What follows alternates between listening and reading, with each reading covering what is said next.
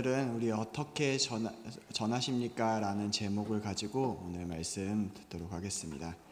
제가 여러분에게 만일 여러분은 누구십니까? 라고 물어보신다면 여러분 스스로는 어떤 질문이, 어떤 답이 떠오르시게 될 것입니까? 저는 저에게 이 질문을 하였을 때 두 가지가 가장 먼저 떠오르게 됩니다. 대부분이 아시는 대로 저의 정체성, 가장 중요한 정체성이 목사이기 때문에 당신은 누구십니까? 라고 이야기를 했을 때 저는 제일 처음에 저의 사명의식을 생각하며 목사입니다 라는 이야기를 먼저 할 것입니다. 그리고 저에 대해서 누군가가 다시금 물어봤을 때, 특히나 저랑 가장 친한 대부분의 친구들을 만났을 때 떠오르는 정체성이 이것입니다. 대부분의 친구들이 결혼을 하고 아이를 가지고 자녀를 두고 있는 친구들이 많이 있기 때문에 지금 결혼을 하지 않은 제가 그 친구들을 만났을 때 저의 정체성으로 떠오르는 것이 바로 미혼일 것입니다.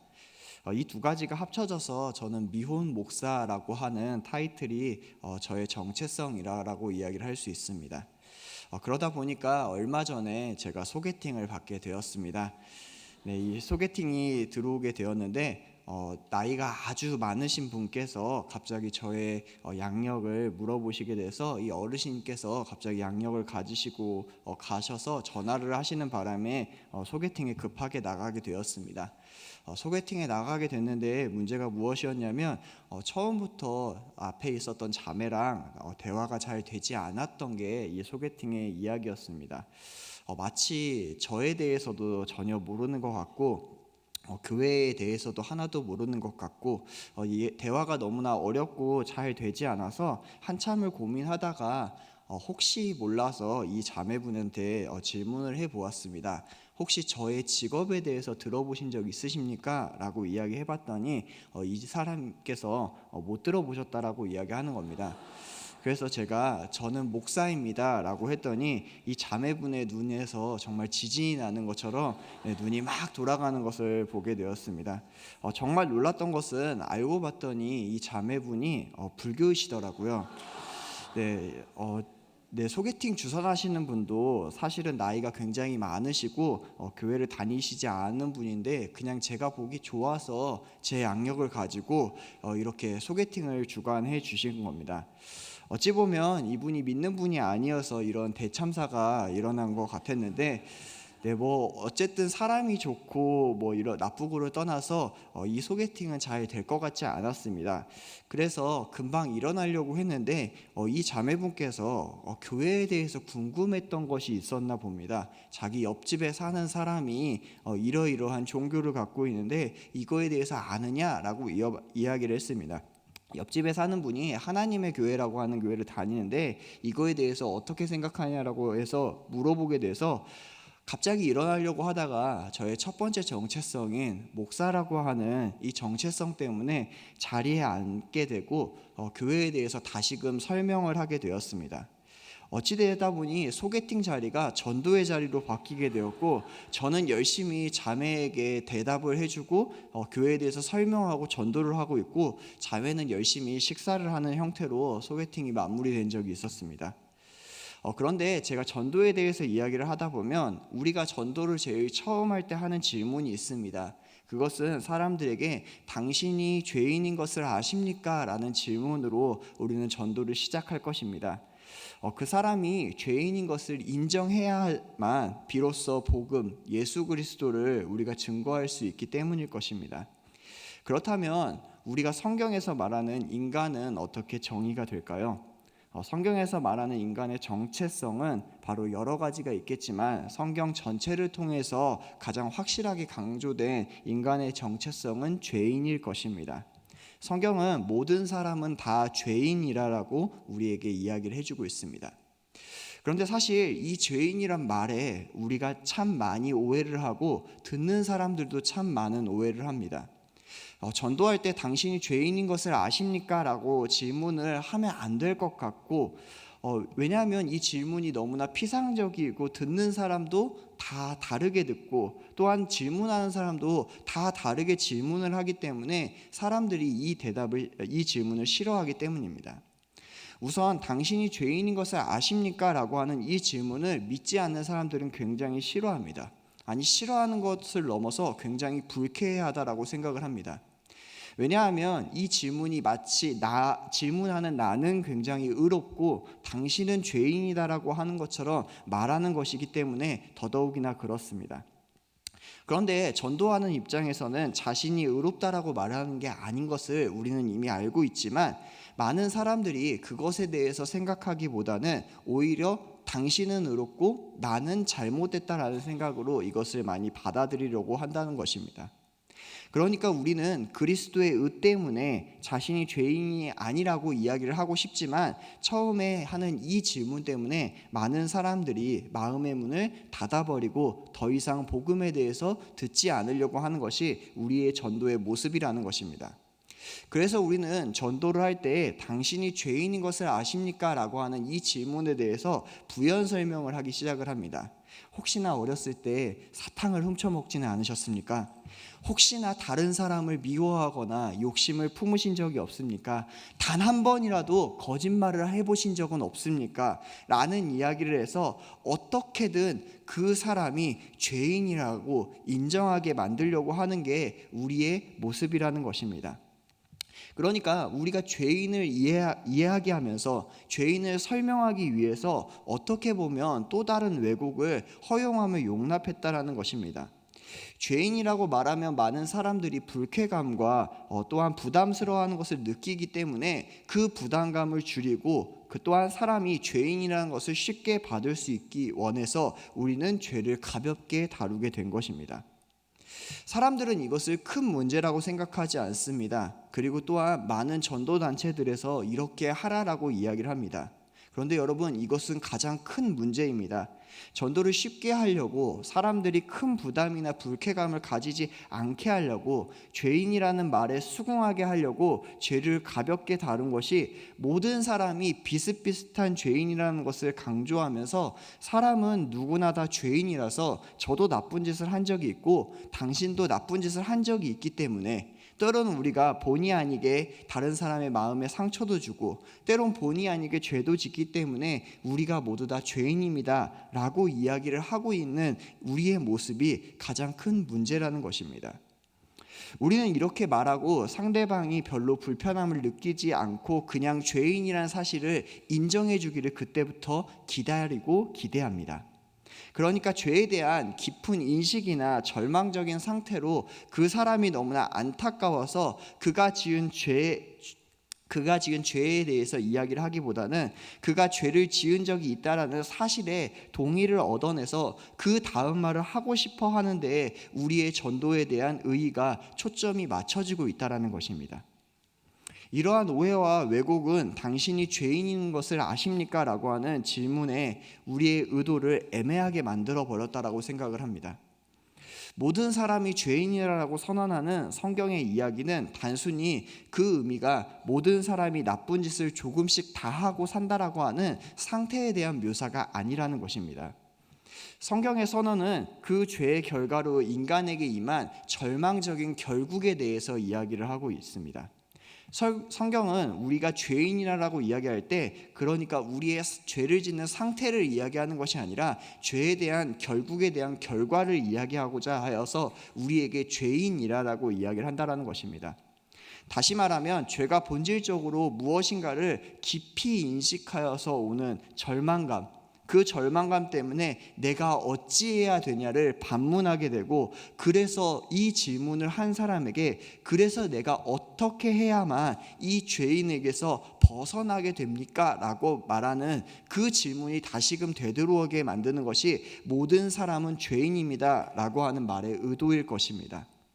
그런데 우리는 오히려 이 질문을 피상적이고 가볍게 만들므로 인하여서 많은 사람들이 더 이상 불편함도 느끼지 않고 궁금증도 느끼지 않고 저도 죄인이네요 라고 하는 그러한 답으로 이어지게 만드는 것이 우리의 모습이라는 것입니다.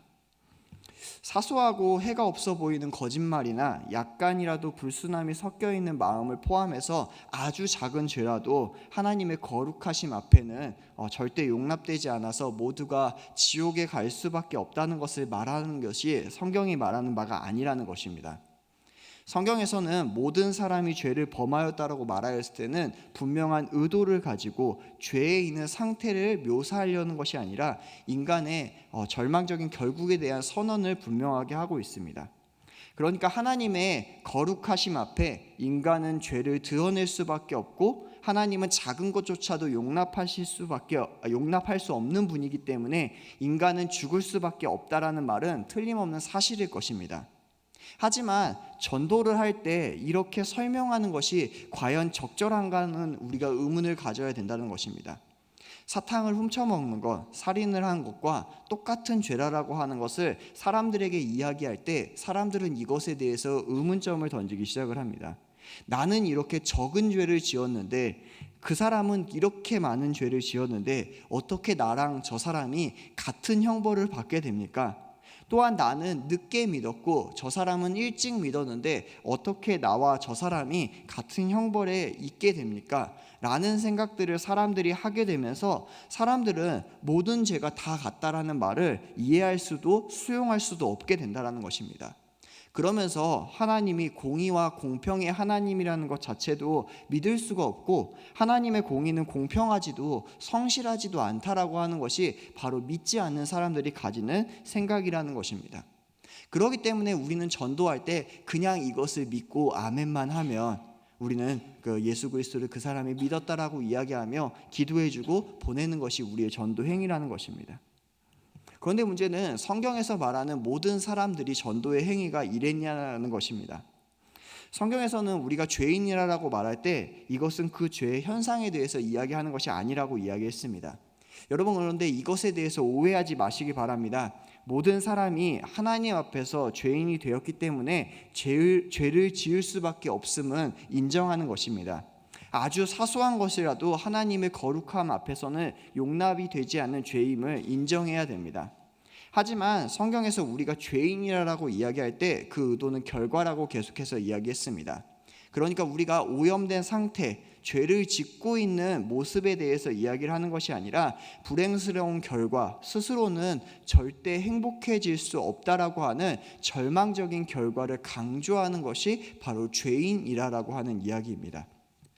다시금 말해서 성경은 인간이 하나님을 떠남으로 발생한 하나님 앞에서 본질적인 죄책 때문에 인간은 절망스럽게 됐고 이 절망스러움으로 인하여서 인간은 하나님 앞에서 이 공의와 정의를 말하고는 있지만 그 공의와 정의를 지킬 수 없고 하나님 앞에 그 공의와 정의를 지킬 수 없기 때문에 이 사람은 하나님 앞에서 오히려 그 하나님의 공의와 자비 때문에 하나님에 대한 잔인함을 느끼게 된다는 것이 믿지 않는 사람들의 모습이라는 것입니다.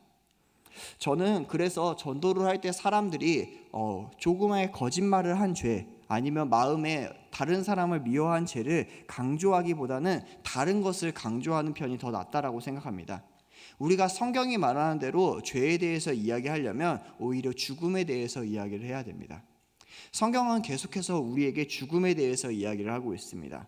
오히려 성경은 죄인임을 이야기하며 죽음을 말하고 고난을 말하면서 인간의 실존적인 절망의 상태를 계속해서 이야기하고 있다는 것입니다. 그러니까 이 상태를 이야기하는 것이 전도에는 가장 설득력이 있다는 것이 성경이 증언하는 바입니다. 그러니까 이 말을 다르게 바꾸면 이렇게 이야기할 수 있습니다. 당신이 애를 써서 좋은 대학에 가더라도 당신이 좋은 직장을 얻고 부자가 되더 행복하게 잘 사는 것 같고 부족함이 없고 근심 걱정 오래 산다고 할지라도 당신의 인생의 끝은 아무런 소망이 없습니다. 당신이 뭘 하든지 뭘 얻든지 뭘 성취했든지 아무리 몸부림친다 할지라도 세상을 다 가진 것 같다 할지라도 아니 정말 세상을 다 가졌을지라도 그거의 끝은 허무이고 파멸입니다가 성경이 말하는 죄인의 의미라는 것입니다. 저는 이게 성경에서 말하는 죄인의 가장 중요한 뜻이라고 생각합니다. 인간은 스스로 자기의 인생의 주인이 되어서 자기가 행복하고 만족스럽고 성공하는 삶을 추구합니다. 물질을 축적해서 많은 것을 소유하고 싶고, 또한 높은 자리야 높은 지위에 올라서 인생의 문제가 없이 정말 행복하게 사는 것이 우리의 낙이라고 생각하는 것이 우리의 모습이라는 것입니다. 그런데 문제는 이 모든 문제가 한 가지 문제를 빼놓고 자기의 인생을 생각하고 있다는 것입니다. 많은 사람들이 높은 지위와 많은 권력과 많은 돈을 원하지만 그것은 죽음의 문제를 제외하고 이야기한다는 것입니다. 그러니까 이 사람들이 이 모든 것에서 행복감을 얻는 것은 죽음의 문제를 해결하지 못한 것을 전제로 놓았기 때문에 그것을 뺀 나머지 일상 가운데서 행복감을 얻는다라는 것입니다. 그런데 성경은 그것에 대해서 이야기하기보다는 먼저 죽음에 대해서 이야기하고 있습니다. 죽음은 인간이 성취하고 소유한 모든 것을 한순간에 뺏어갑니다. 나 스스로 행복을 추구하다 보면 사실 많은 것을 소유한 것 같지만 결국 어떻습니까? 당신은 아무것도 아닌 것입니다. 오늘 로마서는 우리에게 이것을 이야기하며 한 사람이 죄인인 것에 대해서 이야기하고 있습니다.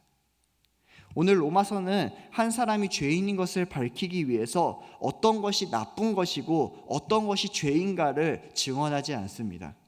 오히려 이 로마서는 이 죽음과 사망에 대해서 우리에게 말하고 있습니다. 한 사람이 죄인인 것을 가장 절실하게 보여주는 증거가 바로 죽음이라는 것입니다. 아무리 많은 것을 소유한다 할지라도, 아무리 많은 것을 취하고 있다 할지라도 그 인생이 결코 행복할 수 없고 안전할 수도 없는 이유는 그것을 단 한순간에 뺏어가는 죽음이 있기 때문입니다. 그런데 이 죽음은 단순히 존재에서 무존재로 옮겨가는 것이 아니라 영원한 하나님의 심판으로 들어가는 첫걸음이 바로 죽음이라는 것입니다. 그래서 인간의 상태는 절망의 상태라고 우리는 이야기하는 것입니다. 따라서 전도할 때 당신이 죄인입니다 라고 하고 말할 때는 우리가 지녀야 할 마음가짐이 있다는 것입니다. 우리는 그 사람이 그냥 믿었으면 좋겠어요, 그 사람이 다녔으면 좋겠어요 라는 마음을 가지고 전도를 하는 것이 아니라 우리가 지녀야 될 마음은 당신이 죄인이기 때문에 영원한 죽음을 해결할 수 없기 때문에 우리가 지녀야 될 마음은 안타까움과 슬픔의 마음으로 전해야 된다는 것입니다. 여러분, 어쩌다가 우리가 이러한 상태에 이르게 되었습니까? 어쩌다가 죄인이 되었는가를 생각해 보면 죄가 무엇인지에 대해서 좀 더 확실하게 깨달을 수 있습니다. 오늘 성경에서는 우리가 너무나 잘 알고 있는 창세기의 이야기를 다시금 가지고 오고 있습니다. 하나님이 아담과 하와를 지으시고 에덴에서 살도록 하셨습니다. 그런데 에덴 동산에 살던 아담과 하와가 죄를 짓게 되었고 우리는 그들이 지은 죄를 가리켜 원죄라고 부르게 됩니다. 그렇다면 아담과 하와가 지었던 원죄는 무엇입니까? 로마서에서는 바울은 한 사람의 불순종으로 인하여서 사망이 우리 모두에게 왕노릇하게 되었다라고 이야기합니다. 그러니까 이 말을 줄이게 되면 아담과 하와가 범했던 죄는 불순종의 죄라는 것입니다. 여러분, 여기에서 우리는 불순종의 죄에 대해서 다시금 생각해 보아야 합니다.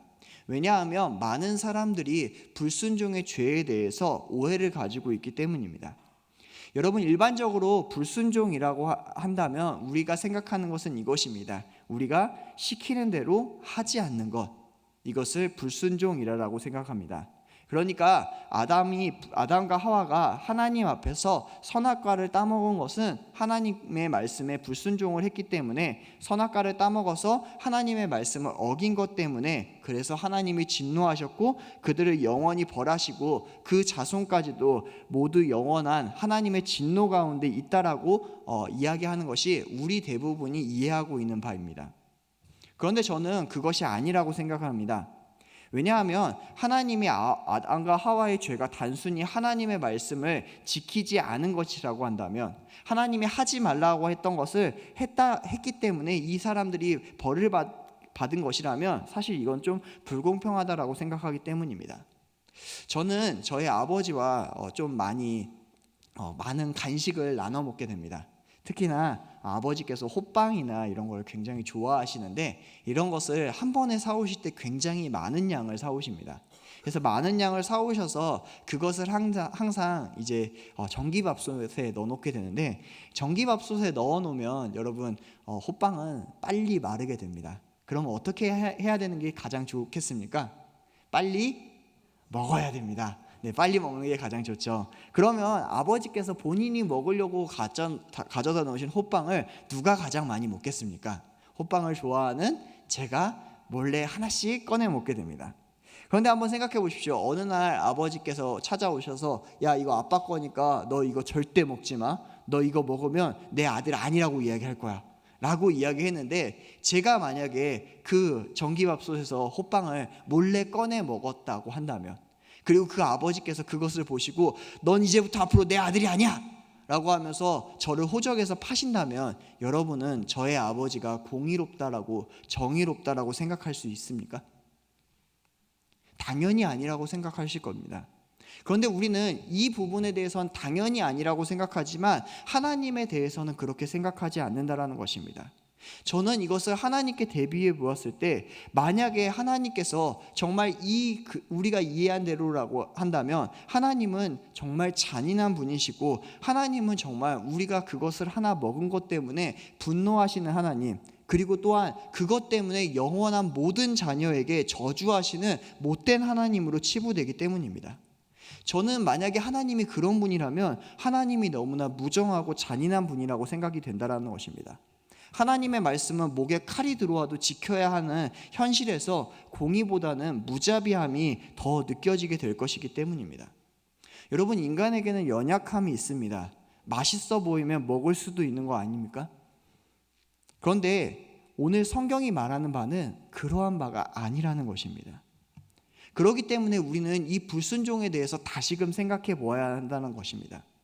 불순종은 단순히 하라는 것을 하지 않거나 하지 말라고 하는 것을 하는 것 그 자체가 아니라는 것입니다. 사탄이 하와를 찾아왔습니다. 그리고 하와에게 아주 재미있는 질문을 하게 됩니다. 하나님이 정말로 너에게 이 동산에 있는 모든 것을 아무것도 먹지 말라고 했느냐? 라고 하면서 질문을 하게 됩니다. 여러분, 여기에서 아무것도 먹지 말라고 하시더냐라고 하는 이 질문을 살펴보아야 합니다.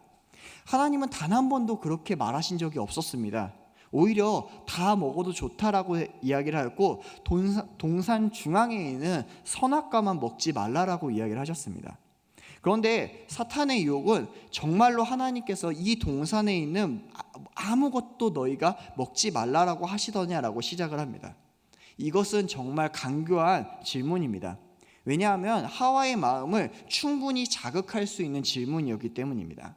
하와는 이 대답이 이렇게 대답을 하였습니다. 아니, 다 먹을 수 있는데 동산 중앙에 있는 선악을 알게 하는 나무만 먹지 말라라고 이야기하였다라고 합니다. 그리고 또한 그것을 먹으면 정령 죽으리라고 말씀하셨다라고 이야기했습니다. 그러자 사탄이 이것에 대해서 말합니다. 죽지 않는다고. 사실 내가 이 선악과를 먹게 되면 선과 악을 알게 되는 일에 내 눈이 밝아져서 내가 하나님처럼 될 거기 때문에 그것 때문에 너에게 먹지 말라라고 한 거야 라고 하는 이야기 때문에 하와가, 아담이 이 선악과를 먹게 되었다라는 것입니다. 여러분, 여기에서 중요한 것은 하나님이 동산 중앙에 선악과를 두신 것은 언약의 증거였습니다. 아담과 언약을 맺어서 영원히 그의 하나님이 되고 아담은 하나님의 백성이 되어서 하나님이 하나님의 되심을 증거하고 인정하기 위함으로 선악과를 동산 중앙에 놓았다라는 것입니다. 아담과 하와가 선악과를 먹은 것은 그것이 보암직하고 먹음직스럽고 지혜롭게 하기 때문에가 아니라는 것입니다. 우리는 그 구절을 이해함에 있어서 그냥 아담과 하와가 이것이 지혜롭게 만들고 이것이 너무나 탐스럽고 아름다워 보여서 먹었다라고 생각을 하지만 아담과 하와가 먹은 이유는 그것이 아니라는 것입니다. 아담과 하와가 선악과를 먹은 것은 하나님의 하나님 되심을, 하나님의 그들의 주 되심을 거부하고 있다는 사실이라는 것입니다. 사탄이 하와에게 찾아와서 했던 유혹은 너는 자유롭지 않아 라고 한 질문이라는 것입니다. 하나님이 아무것도 먹지 말라고 했지 않았니? 라고 하는 이 질문은 내가 자유하지 않지 않니? 라고 하는 이 질문에 가기 위한 첫 번째 질문이라는 것입니다. 봐봐, 너는 아무것도 하지 못해. 너는 자유롭지 않아. 하나님의 하나님 되심을 인정하고 언약을 지켜서 하나님이 나의 하나님이라고 고백을 한다면 그 관계에서 아담과 하와는 얼마든지 자유함을 누릴 수 있었습니다.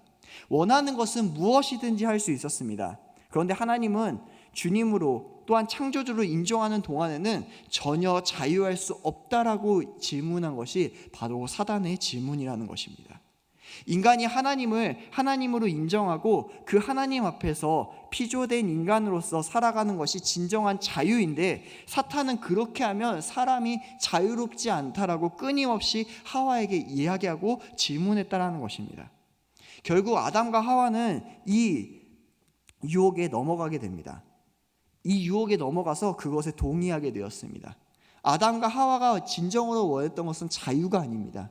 그 자유 가운데 있는 자율이었습니다. 내가 모든 것을 할 수 있는데 이것만 할 수 없기 때문에 나는 자유롭지 않아 라고 생각한 이 아담과 하와는 오늘 선악과를 먹어버리게 되는 것입니다. 아담과 하와의 죄가 바로 이것입니다.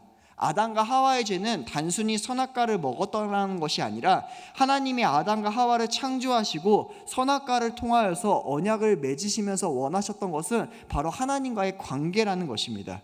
하나님이 그들의 주인 되시고 아담과 하와와 그 자손들은 영원히 하나님이 그들의 하나님으로 그들은 하나님을 섬기고 그들은 하나님을 인정하는 것으로 하나님은 그것을 계속해서 원하셨습니다. 그런데 선악과를 먹음으로 인하여서 눈이 밝아지고 하나님처럼 될 것이다라고 하는 이 사탄의 유혹에 넘어가면서 아담과 하와는 스스로 하나님을 하나님으로 여기지 않고 하나님을 버려버렸다라는 것입니다. 그러니까 이들이 지은 불순종의 죄는 단순히 하나님께서 시키시는 일대로 하지 않은 것이 아니라 적극적으로 하나님이 아닌 자기 자신이 인생의 주인이 되기로 결정하고 하나님을 버려버린 데 있다라는 것입니다. 오늘 많은 사람이 스스로 인생의 주인이 되어서 자신을 행복하게 만들려고 살아갑니다. 그런데 이것이 바로 불순종의 죄 원죄라는 것입니다. 그로 인하여서 그들은 하나님을 떠나야만 했습니다. 하나님을 떠난 결과가 무엇입니까? 그들에게 임한 것이 바로 사망이고 하나님의 심판과 정죄로 인한 절망이 그들에게 찾아왔다라는 것입니다. 이것이 바로 죄입니다. 이것이 죄의 결과이고 죄의 상태라는 것입니다.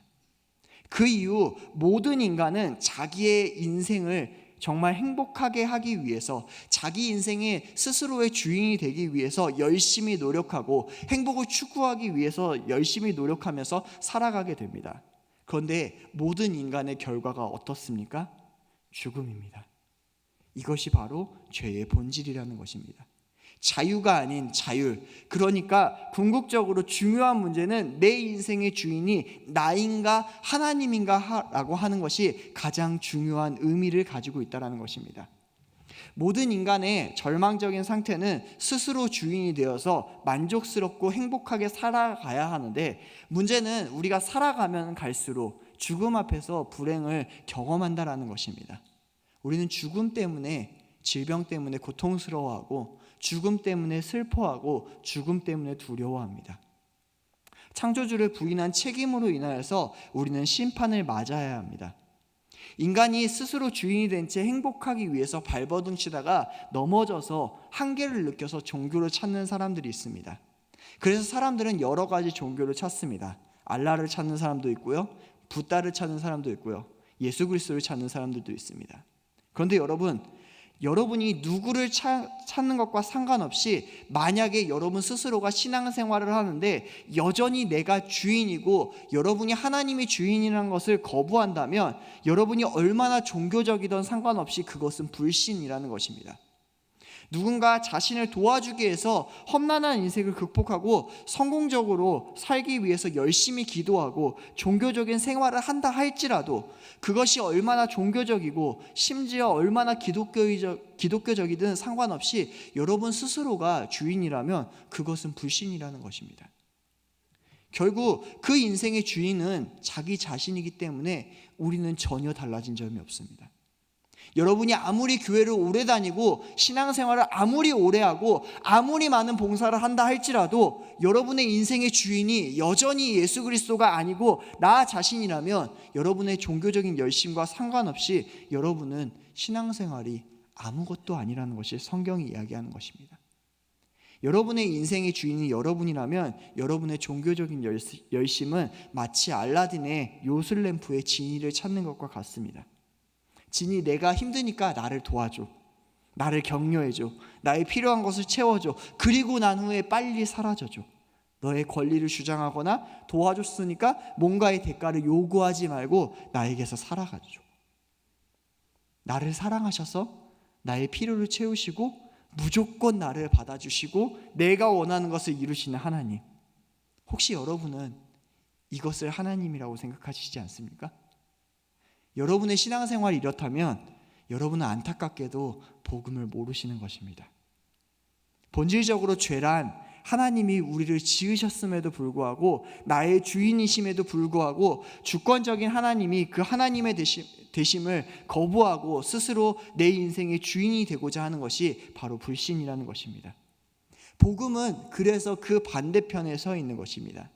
복음은 그래서 불행할 수밖에 없는 사람들이 이제 다시금 하나님에게로 나와서 하나님의 주 되심을 인정하는 것, 그리고 그의 백성이 됨을 인정하고 진정한 인간의 실존의 의미를 회복하고 오직 그리스도 안에서 자유와 행복을 찾아가는 것, 그것이 바로 복음이라는 것입니다. 태어나면서부터 우리는 자기 인생의 주인으로 살고자 하는 죄인으로 태어났습니다. 그렇기 때문에 우리의 인생이 허망하고 몸부림을 쳐봤자 아무것도 아닌 결국은 죽음을 맞이하는 한계와 절망이 우리의 삶이라는 것입니다. 그런데 그런 한계와 절망 가운데 있던 우리에게 찾아오신 하나님이 계십니다. 그 하나님은 우리를 사랑하셔서 절대 해결할 수 없다라고 하는 죽음과 저주의 문제를 해결해 주셨습니다. 그래서 우리에게 죄인이란 무엇인지, 또한 우리가 죄인에서 벗어나는 것이 무엇인지를 알려주셨습니다. 예수 그리스도를 우리에게 주셔서 누구든지 그를 믿는 자에게는 영원한 생명을 주시겠다라고 약속하시고, 우리를 그 영원한 생명으로만 끝나는 것이 아니라 하나님의 자녀가 되어서 천국 기업을 누리게 만드는 것이 바로 복음이라는 것입니다. 사랑하는 성도 여러분, 우리는 어떻게 복음을 알고 계십니까? 아직도 교회를 다니기 때문에, 내가 어떠한 직분을 가지고 있기 때문에, 많은 봉사를 하고 있기 때문에 우리가 복음을 가지고 구원을 받았다라고 생각하고 계시지는 않습니까?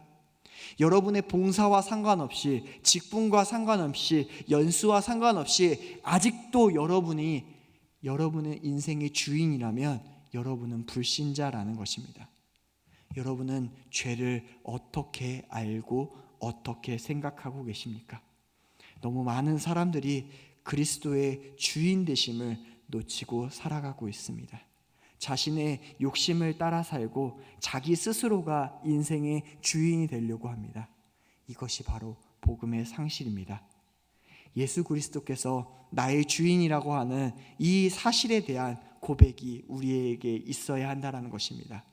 그리고 복음에 대해서 생각할 때에는 이 깊은 인식이 우리 가운데 있어야 된다는 것입니다. 그래서 이 복음을 우리가 놓치고 살지 않아야 합니다. 복음은 죽어서 천국에 가는 것을 이야기하는 것이 아닙니다. 예수 그리스도를 믿는 것, 그것에 대해서 이야기하는 것이 아닙니다. 오늘 복음은 예수 그리스도를 믿는 순간부터 하나님이 다시금 내 인생의 주인이 되어 주셔서 내 인생의 주관자가 내가 아니라 하나님이라고 하는 것을 이야기한다는 것입니다. 여러분은 누가 여러분의 인생의 주관자 되고 계십니까? 생명의 주 예수 그리스도만이 나의 주인이 되시는 참된 성도 되시는 우리 귀한 성도님들 되시길 간절하게 축원하겠습니다.